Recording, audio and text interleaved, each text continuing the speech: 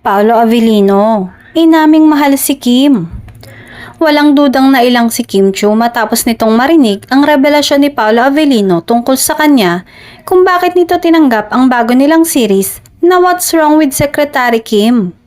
Pinauna ni Kim si Paolo na sumagot sa tanong sa MediaCon kung ano ang unusual na nagawa nila para sa isang love o loved one. Humirit muna ng, ano ba ang love? Nakalimutan ko. Sambit ni Kim saka tumawa. Papaalala mo ba? Dugtong pa ni Kim habang tumatawa. Nagsalita muna si Paolo. Does it have to be kahit love for a friend or love for a coworker? At dito niya sinabi na kung hindi dahil kay Kim, hindi niya tatanggapin ang nasabing serye.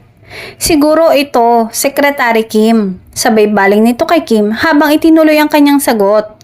Dahil sa pagmamahal bilang katrabaho ka at lahat ng ibinigay mo sa linlang. Pambawi sa iyo itong Secretary Kim. Nakaramdam marahil ng pagkailang si Kim kaya naman pinilit nitong ibahin ang usapan at isiningit nitong sobrang funny siya rito. Sobrang funny siya. Hindi na siya si Paolo Avellino. Teka, iba yung pinag-uusapan. Bakit change topic? Sabi ni Paolo. Pinupuri kita. Paglilinaw naman ni Kim. Patuloy pa ni Pao. I think it was offered to me and if it wasn't Kim, I'd probably have second thoughts. Sa kanya namang sagot, ibinida niya ang sarili niyang mapagbigay sa lahat. Hindi niya nagawa pang pahabain pa ni Kim ang kanyang sagot nang aminin nitong nalito siya sa naging sagot ni Paolo. Hindi ko alam kasi sagot niya nalito tuloy ako. Nang may masmasan nito, sinabi niyang unusual na bagay.